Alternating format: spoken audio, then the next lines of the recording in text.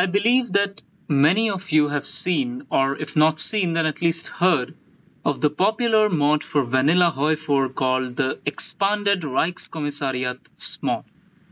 That mod added Reichskommissariats for Germany beyond the scope of normal Vanilla HOI4.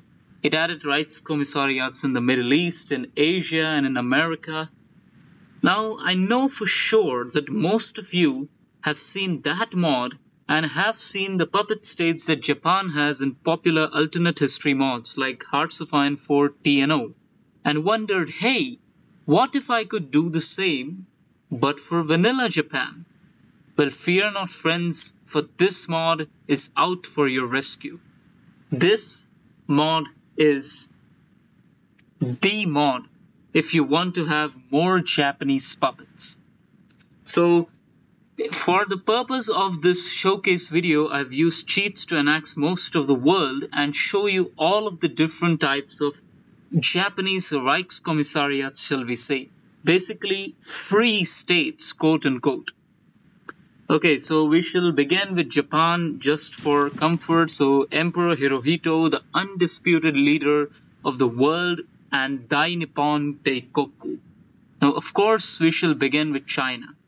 So you can divide China in a number of different ways, but for the scope of this video, I've gone for maximum possible division. So first of all, we have the Republic of China, which is our puppet led by Wang Jingwei, who many call a kind of good-leaning man who teamed up with some very bad people, a misguided warrior of sorts, an old KMT vanguardist.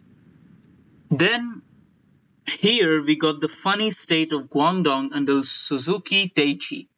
Now, why did I say funny?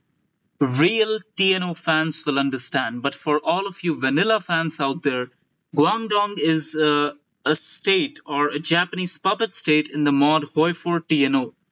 And basically, it is like Cyberpunk 2077 in that it is run by various different corporations.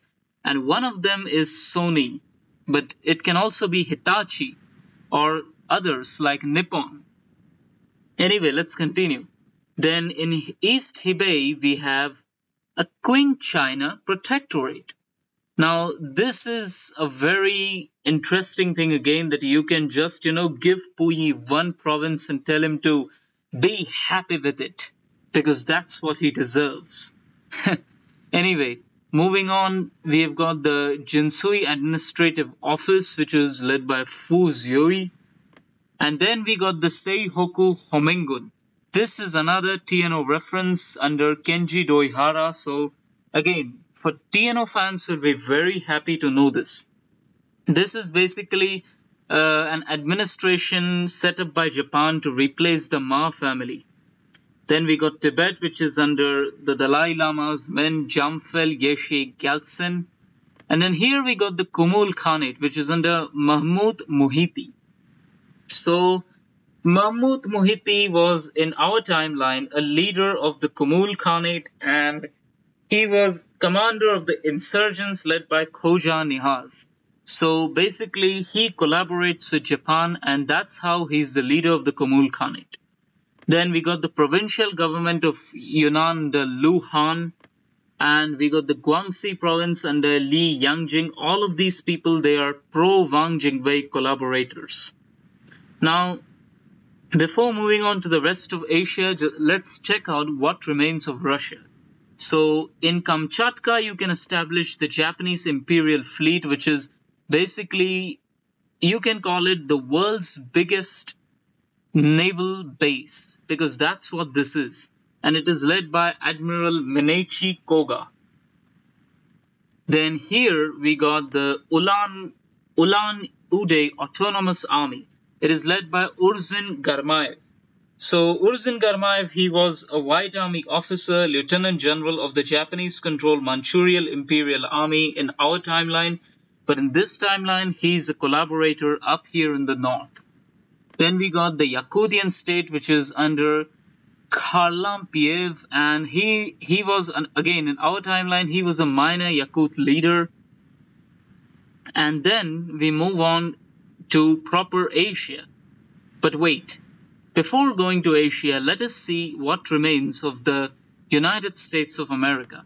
So you can establish the Japanese Pacific States, which is basically a man in the high castle reference because it is led by Isoroku Yamamoto.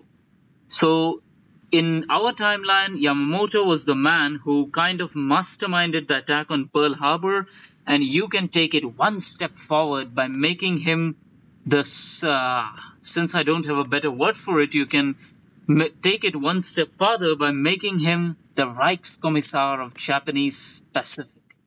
And its capital is Los Angeles. And then let's turn back to the rest of Asia. So you can establish puppet kingdoms in Bhutan and Nepal. In Nepal, you can continue the Rana dynasty dictatorship, which has basically continued unstopped since the late 18th century. Then we got the Azad Hind government under Subhash Chandra Bose. In our timeline, he was a Japanese collaborator who wanted to establish an independent India. He was kind of influenced by the ideas of a lot of people. Among them were Mohandas Karamchand Gandhi, Karl Marx, Joseph Stalin, and also, to a degree, Adolf Hitler. So he was a very interesting kind of individual. But moving on, we got the state of Burma, which is under Aung San, who was again an OTL Burmese freedom fighter. Then we got Thailand. You can continue the Thai monarchical dictatorship. Now, actually, it is not clear whether this puppet state is a kingdom or a republic. But I'm going to assume that basically Japan must have removed the king and made Plaek the republican leader of Thailand. Then we got the kingdom of Luang Prabang, which is Laos. Then we got the Empire of Vietnam under the collaborator King Bao Dai. Then we got Kingdom of Kampuchea under Norodom Sihanouk. So an interesting fact is that Norodom Sihanouk is leader in 1936, and he would live for so long. Then we got Free Malaya government under Ibrahim Yaqub. Now, I admit that I don't really know who he is, but I'm gonna Google him right now. Just give me 5 seconds. So, Ibrahim Yaqub was a Malayan politician. He was an opponent to the British colonial government, and he was president and founder of the Kesatuan Melayu Muda. And during World War II, he supported the Japanese during their occupation of Malaysia. So we got another collaborator, and he has a very interesting flag.